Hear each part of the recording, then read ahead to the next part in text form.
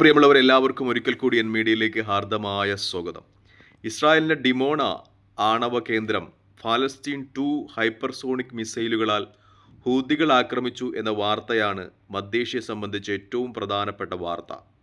ഹൂതികളുടെ വക്താവ് യഹ്യാ സാരി തങ്ങളുടെ ലക്ഷ്യം പൂർത്തീകരിച്ചു എന്നവകാശപ്പെടുന്നതിനോടൊപ്പം തന്നെ ഇസ്രായേലിൻ്റെ പ്രതിരോധ വിദഗ്ധരും IDF ഒക്കെ പറയുന്നത് തങ്ങളുടെ വ്യോമ അതിർത്തിയിൽ വെച്ച് തന്നെ തങ്ങളുടെ പ്രതിരോധ സംവിധാനങ്ങൾ ഉപയോഗിച്ച് ഇത്തരം മിസൈലുകളെ പ്രതിരോധിച്ചു എന്നാണ്. എന്തായാലും ഇതുമായി ബന്ധപ്പെട്ട കൂടുതൽ വാർത്തകളൊക്കെ പുറത്തു വരുന്നതേ ഉള്ളൂ. ഈ ഡിമോണ എന്ന് പറയുന്ന ഈ ആണവ കേന്ദ്രത്തെ സംബന്ധിച്ച് ഇറാനും അതിൻ്റെ പ്രോക്സികളും നിരന്തരം ലക്ഷ്യമാക്കുന്ന ഒരു സ്ഥലമാണ്. നേരത്തെ അവിടെ നിന്ന് ഇറാൻ്റെ ചാരന്മാരെയൊക്കെ പിടിച്ചിരുന്നു.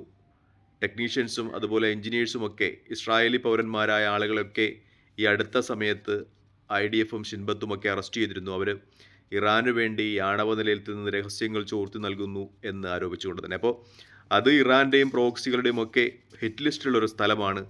അതാണിപ്പോൾ ഹൂതികൾ ആക്രമിച്ചിരിക്കുന്നു എന്ന വാർത്ത പുറത്തു വരുന്നത്. അതുമായി ബന്ധപ്പെട്ട നാശനഷ്ടങ്ങൾ ഹൂതികൾ അവകാശപ്പെടുന്ന ലക്ഷ്യം പൂർത്തീകരിച്ചു എന്നാണെങ്കിൽ ഇസ്രായേൽ പറയുന്നത് തങ്ങളുടെ പ്രതിരോധ സംവിധാനങ്ങൾ ഉപയോഗിച്ച് അതിന്മേലുള്ള ആക്രമണം തകർത്തു എന്നാണ്. എന്തായാലും കൂടുതൽ വിവരങ്ങളൊക്കെ ലഭിക്കുന്നതേ ഉള്ളൂ. മറ്റൊന്നുകൂടിയുണ്ട്. ഇസ്രായേലിൻ്റെ ആക്രമണത്തിൽ അൽഖുദ്സ് ബ്രിഗേഡിൻ്റെ തലവൻ അബു ഹംസ കൊല ചെയ്യപ്പെട്ടു എന്ന വാർത്ത കൂടി മാധ്യമങ്ങൾ റിപ്പോർട്ട് ചെയ്യുന്നുണ്ട്. മറ്റൊന്നുകൂടിയുണ്ട്. 174 കുട്ടികൾ ഇന്നലെ മാത്രം ഇസ്രായേലിൻ്റെ ആക്രമണത്തിൽ കൊല ചെയ്യപ്പെട്ടു എന്നൊരു വാർത്ത കൂടി നമ്മൾ ചേർത്ത് വായിക്കേണ്ടതുണ്ട്. 89 സ്ത്രീകളാണ് മരിച്ചത്.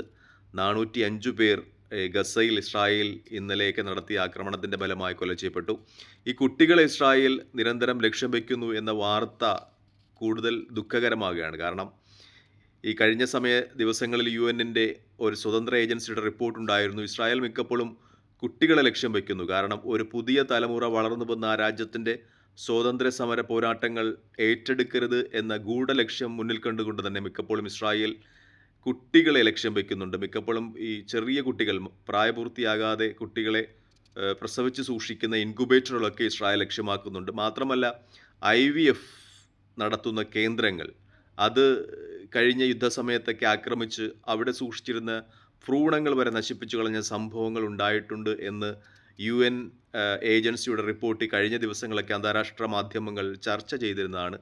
നമ്മൾ അതും കൂടി കൂട്ടിയോജിപ്പിക്കേണ്ടതുണ്ട്. കാരണം കുട്ടികളെ ലക്ഷ്യമാക്കിയിട്ടുള്ളൊരു യുദ്ധമാണ് ഇസ്രായേൽ നടത്തുന്നത് എന്ന ഒരു ആരോപണം നിലനിൽക്കുകയാണ്. മറ്റൊന്ന്, ഇറാൻ്റെ ചാരക്കപ്പൽ അമേരിക്ക ആക്രമിച്ചു നശിപ്പിച്ചു എന്ന വാർത്ത അത് തെളിവ് സഹിതം ഇറാൻ നിഷേധിക്കുകയാണ്.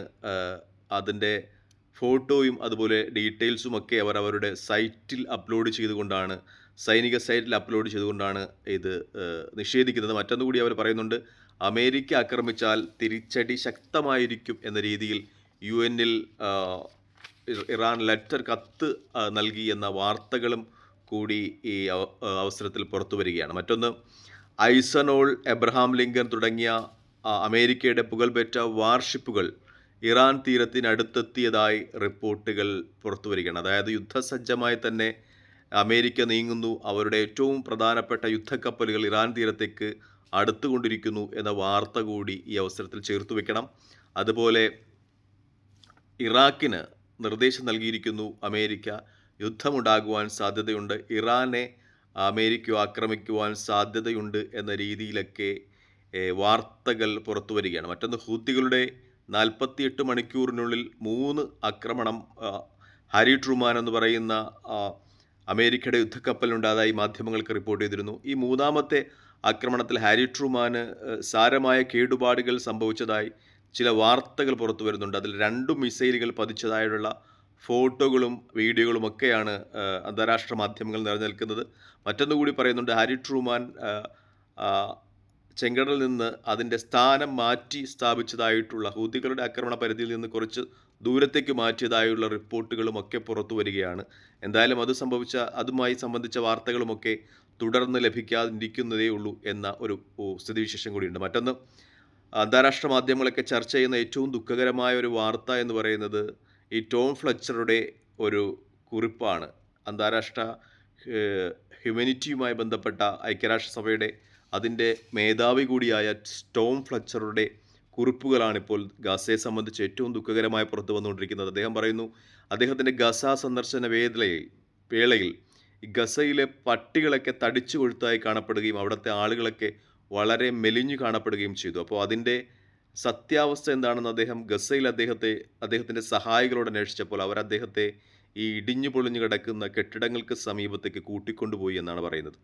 ആ കെട്ടിടങ്ങളിലൊക്കെ ഈ മൃതശരീരങ്ങൾ, കഴിഞ്ഞ യുദ്ധത്തിലൊക്കെ അവിടെ കുടുങ്ങിക്കിടക്കുന്ന ആളുകളുടെ മൃതശരീരങ്ങൾ ഭക്ഷിക്കുന്ന നായകളെ ചൂണ്ടിക്കാണിച്ചിട്ട് പറഞ്ഞു, ഇതാണ് ഇവിടുത്തെ നായ്കൾ തടിച്ചിരിക്കുവാനുള്ള കാരണം. കാരണം ഈ മൃതശരീരങ്ങൾ ഭക്ഷിച്ച് ഗസയിലെ നായ്ക്കളൊക്കെ വല്ലാതെ തടിച്ചിരിക്കുകയും ആഹാരമൊന്നും കിട്ടാതെ, കാരണം ഇസ്രായേലിൻ്റെ കടുത്ത ഉപരോധമാണ് നടക്കുന്നത്. ആഹാരമോ വെള്ളമോ ഒന്നും അനുവദിക്കാതെ ഇസ്രായേലിൻ്റെ കടുത്ത ഉപരോധമാണ് നടക്കുന്നത്. അപ്പോൾ വെള്ളവും ആഹാരവും ഒന്നും കിട്ടാതെ ഗസയിലെ ജനങ്ങൾ പട്ടിണിക്കോലങ്ങളും ഒട്ടിയ വയറുകളുമായി നിൽക്കുന്ന ഒരു സ്ഥിതിവിശേഷമാണുള്ളതെന്ന് ടോം ഫ്ലെച്ചർ തൻ്റെ കുറിപ്പിൽ സൂചിപ്പിക്കുന്നത്. അപ്പോൾ ഗസയുടെ സ്ഥിതികളൊക്കെ വളരെ മോശമായി തന്നെ തുടരുകയാണ്. പട്ടിണി യുദ്ധമാണ് ഇസ്രായേൽ നടത്തുന്നത് എന്ന ഒരു യാഥാർത്ഥ്യം കൂടി ഈ അവസരത്തിൽ നമ്മൾ ചേർത്ത് വെക്കേണ്ടതുണ്ട്. എന്തായാലും ചർച്ചയും അതുപോലെ പരസ്പരമുള്ള പോർവിളികളുമായി ഗസയുടെയും ഇസ്രായേലിൻ്റെയും ഒക്കെ അന്തരീക്ഷം കൂടുതൽ യുദ്ധസജ്ജമാകുന്നു എന്ന് തന്നെയാണ് സംഗതികൾ സൂചിപ്പിക്കുന്നത്.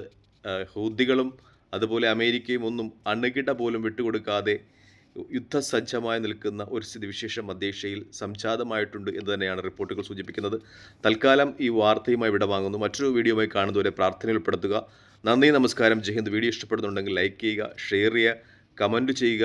മറ്റൊരു വീഡിയോയുമായി കാണുന്നവരെ പ്രാർത്ഥനയിൽ ഉൾപ്പെടുത്തുക. ജയ് ഹിന്ദ്.